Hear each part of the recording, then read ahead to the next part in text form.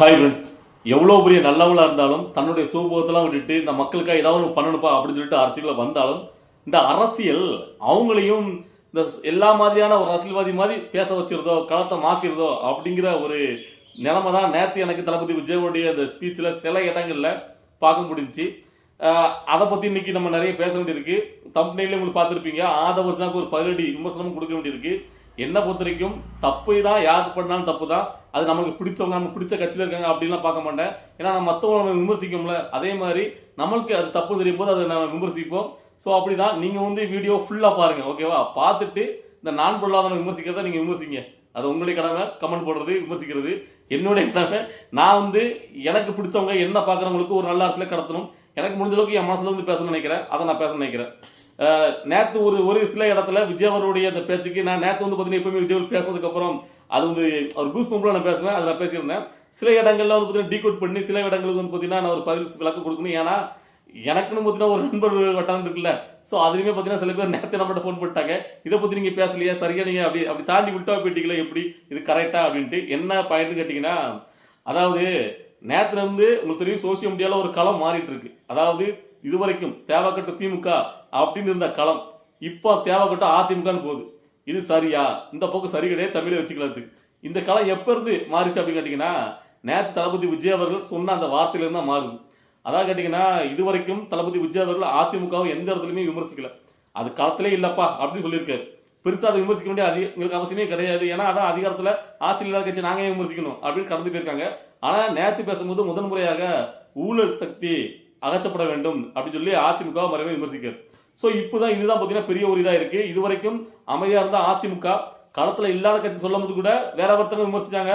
ஆனால் அதிகாரப்பூர்வமாக அதிமுக ஐடிவிலிருந்து பெரிய ஒரு தாக்குதல் வரல. ஆனால் இப்போ ஊழல் சக்தி விமர்சிக்க அப்புறம் பயங்கரமான தாக்குதல் உடனடியாக இவ்வளவு நாள் மனசுக்குள்ள வச்சுக்கிட்டு அட்டைக்கு விடுதவங்க எல்லாத்தையும் கொட்டுன்னு முடிவு பண்ணி அது பழிக்கு பழி வாங்குறாங்களா, உடனே எடுத்து விடுறாங்க. அதாவது நீங்க எப்படி பார்த்தீங்கன்னா ஊழல் சக்தி சொல்லலாம். ஊழல் சக்தினா என்னது? பணத்தை தவறான முறையில் சட்டவிரோதமாக சம்பாதிக்கணும் ஊழல் சக்தி. அப்போ உங்களுடைய படத்துக்கு தியேட்டர்ல எவ்வளவு ரூபாய் அதிகமாக வச்சு விற்கிறாங்க, அதை நீங்க எங்க தட்டி கேட்டுருக்கீங்களா? அதனால தான் நீங்க கோடி கோடியாக வாங்குறீங்க. ஸோ நீங்க பார்த்தீங்கன்னா ஊழல்வாதி இல்லையா அப்படின்னும், நீங்க அதிமுக எங்களை ஊழல் சக்தி சொல்றீங்களா? எங்களுடைய கட்சியில தானே கல்வித்துறை அமைச்சர் அந்த செங்கோட்டையன் அவரை உங்க பக்கத்துல வச்சுட்டு எப்படி நீங்க ஊழல்வாதின்னு சொல்லுவீங்க அப்படின்னா, அப்ப இதுல இந்த கரூர் சம்பவத்தை குறிப்பிட்டு, அதாவது மக்களை நீங்க நேரடியாக பார்க்க போல அந்த மக்களை உங்களை கூட்டு வச்சு பார்க்க வச்சீங்க, ஓடி ஒழிச்சிட்டீங்க அப்படி பல்தரப்பட்ட விமர்சனங்கள் அதிமுக சைடில். இதுக்கு பார்த்தீங்கன்னா 17 தாக்குதல் தமிழை வச்சுக்கலாம் கொடுத்துட்டு இருக்கு, ஓகேவா? அதாவது தோழர்கள் மாறி மாறி சண்டை போட்டுருக்காங்க. அதுதான் அந்த களம் போயிட்டு இருக்குன்னு சொல்லலாம். அது இதுல நடுநிலைமை வளர்ந்து இருப்பாங்கல்ல, அதாவது இப்போ எந்த கட்சி சாராம நடுநிலையெல்லாம் விமர்சிக்கக்கூடியவங்க. ஸோ அவங்க சில பேர் ஆமாப்பா நான் இப்பதான் தெரியுது அது ஊழல் கட்சின்னு, அது ஆரம்பத்துல ஊழல் கட்சி தானே, ஏன் அப்பெல்லாம் விமர்சிக்கல அப்படின்னு ஒரு கேள்வி கேட்கறாங்க. அதனால சில பேர் நம்மகிட்டையும் கொஸ்டின் வச்சிருக்காங்க.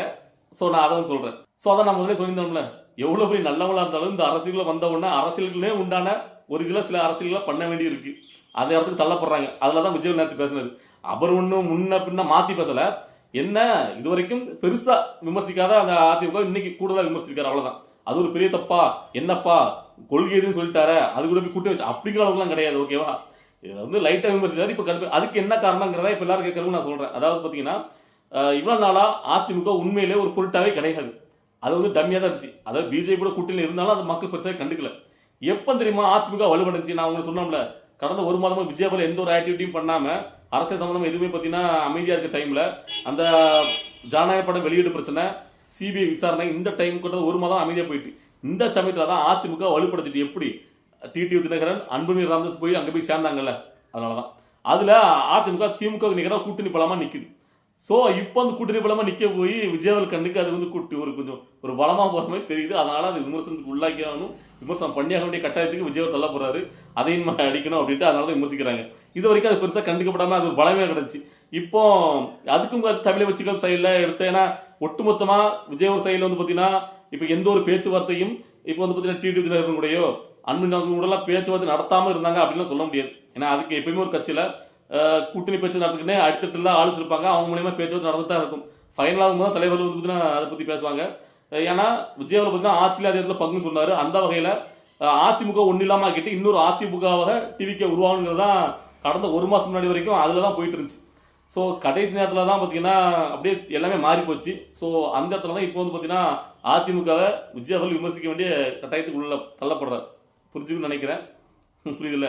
ஸோ அதுக்கப்புறம் இந்த இடத்துல இன்னொரு விஷயத்தை தெளிவுபடுத்த வேண்டியிருக்கு. அதாவது நேத்து தளபதி விஜயோட இந்த ஸ்பீச்லேயே சில இடங்கள்ல ஒரு வித்தியாசம் நம்மளால பார்க்க முடியுது. அது வந்து எப்படின்னு கேட்டீங்கன்னா, விஜய் அவர்கள் மிகப்பெரிய ஒரு மன அழுத்தத்திலையும் ஒரு குழப்பத்திலையும் இருக்காரோ அப்படிங்கிறத என்னால் புரிஞ்சுக்க முடிஞ்சு.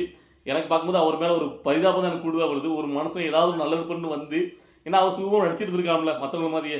ஆனா வந்து இங்க ஏன்னா அவர் மட்டும் நல்லவராக இருந்தது பத்தாது. நான் அவர் சொல்றாருல, நான் மட்டும் மக்கள்கிட்ட நல்ல பேர் வாங்கினா பத்தாது, நீங்க எல்லாருமே நல்ல பேர் வாங்கணும், அது உங்க கீழே தான் இருக்கு, ஒச்சுமை செயல்படுவீங்கல்ல அப்படின்னு திரும்ப திரும்ப ஒச்சுமைங்கிற வார்த்தை திரும்ப பயன்படுத்துறாரு. ஏன்னா இந்த வெளியில இருந்து கொடுக்க வேண்டிய ப்ரெஷர் கொடுங்க, இந்த அதிகாரத்தை பயன்படுத்தி ஏகப்பட்ட படத்தை கொடுக்குறாங்க. அதை தாங்கிட்டு மனசு இருந்தாலும் உள்ளுக்குள்ளேயும் கட்சிக்குள்ள நிர்வாகிகள் பார்த்தீங்கன்னா ஒரு சண்டை குழப்பம் ஏகப்பட்டது போயிட்டு இருக்கு. அதனாலதான் அந்த வார்த்தையை திரும்ப திரும்ப பயன்படுத்துறாரு. அதனால புரிஞ்சுக்கணும். ஸோ எனக்கு அவரை பார்க்கும் உண்மையிலே எனக்கு பரிதாபம் தான் ஏற்பட்டுச்சு. சரி, இந்த சமயத்தில் அது ஒரு பக்கம் இருக்கட்டும். இப்போ ஆதவர்ஜனாவை பற்றி பார்த்துடலாம். அதாவது நேற்று தான் நான் பெருமையாக சொல்லியிருந்தேன், ஆதவர்ஜனா உண்மையிலே செமையாக பேசிட்டது, திமுக தூக்கி போட்டு புழக்கிறதுல ஆதவர்ஜனா மிஞ்ச முடியாது அப்படின்னு பேசியிருந்தேன். அப்பவும் நான் சொல்லியிருப்பேன், அதாவது இதுக்கு முன்னாடி ஆதவர்ஜனா திமுக விமர்சிக்கும் போதெல்லாம் ஏதாவது ஒரு இடத்துல சொதப்பிடுவாரு. அதாவது இதுக்கு முன்னாடி கூட கருப்பு சிவப்பு சைக்கிளில் போயிட்டு திமுக ஓட்டு போட்டவர் இங்கே தளபதி, உங்களுக்கு அந்த நெஞ்சு விசுவாசம் இல்லையா அப்படின்னு கேட்டார். தேவையில்லாமல் இப்போ வரைக்கும் அது சர்ச்சையை உள்ளாகிட்டு இருக்கு. ஸோ இந்த மாதிரிலாம் எல்லாத்திலையும் பேசிட்டு வர, இந்த தடவை கரெக்டாக எதுவுமே அந்த மாதிரி சொடக்கு பண்ணலாம் போடாமல் தெளிவாக பேசிட்டாரு. கரெக்டாக அதில் திருமாவளவனுக்கும் ஒரு அட்டாக் பண்ணிட்டாரு, சூப்பராக பேசிட்டாரு அப்படின்னு சொல்லியிருந்தேன். நாம் அப்படி பாராட்டி ஒரு சில மணித்துளிகளே ஆதவர்ஜனா மண்டிட்டு ஒரு பதிவு போட்டிருக்காரு. அதுதான் ரொம்ப வந்து பார்த்தீங்கன்னா கேவலமாக இருக்குது. அதை பார்க்கும் போதில் எனக்கு இப்போதான் முதல் முறையாக தோணுது, ஆதவர்ஜனாவே எதுவும் ஒரு ஸ்லீப்பர்ஸ் எல்லாம் இருப்பாரோ அப்படிங்கிற எண்ணோட்டமே எனக்கு இதுக்கு முன்னாடி நிறைய பேர் நிறைய விதமாக கமெண்ட்ல போடுவாங்க, ஆதவர்ஜனா ஒரு ஸ்லீப்பர்ஸ். ஆனால் இப்போ யாரும் போடுறது கிடையாது, முதல்ல போட்டுருந்தாங்க, இப்போ யாரும் பெருசாக போடுறதில்லை.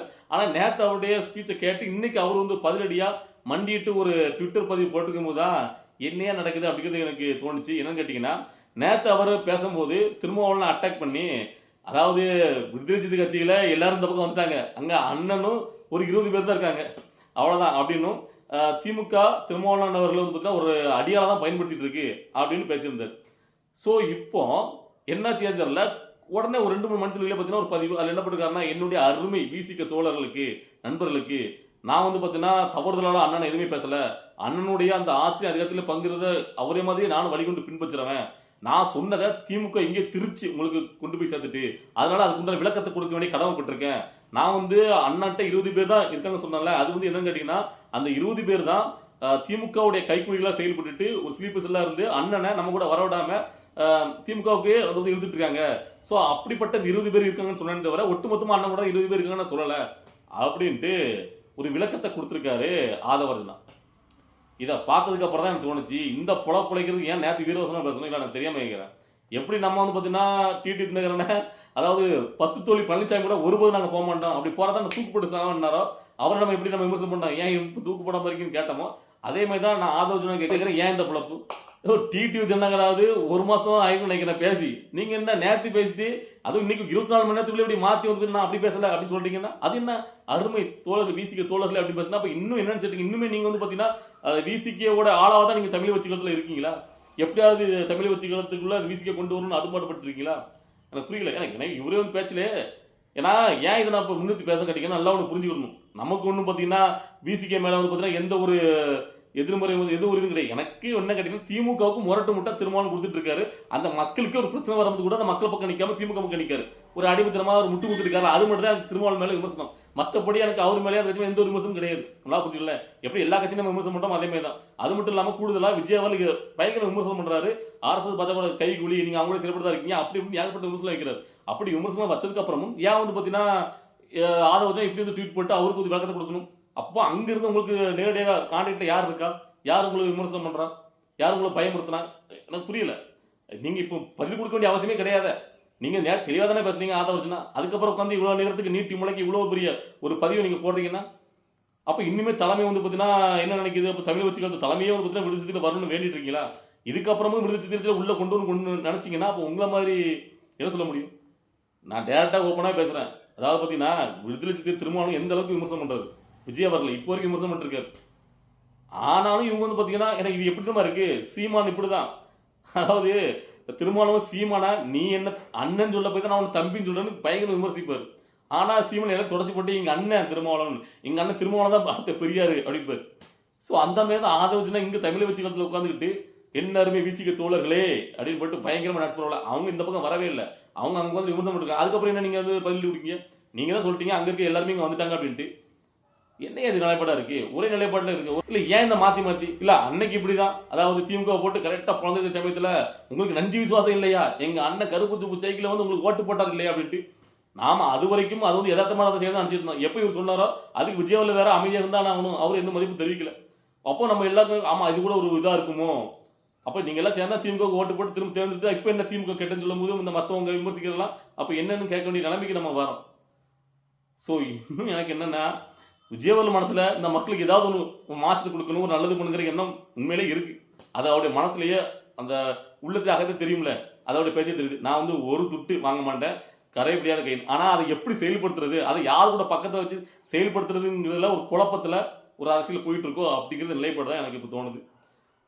என்ன நடக்க போதோ சரி பார்க்கலாம். அடுத்தடுத்த அதிரடியான அந்த அரசியல் நிகழ்வை பார்த்துட்டு உங்களோட கருத்து தெரிவிக்கிறேன். இந்த வீடியோ பார்க்கும்போது உங்களுக்கு என்ன தோணுச்சு அப்படிங்கிறத உங்களுடைய கருத்துக்களை உண்மையா மனசாட்சிப்படி அதனுடைய கருத்துக்களை கமெண்ட்ல பதிவு பண்ணுங்க. ஓகேவா? அடுத்த வீடியோ பார்க்கலாம்.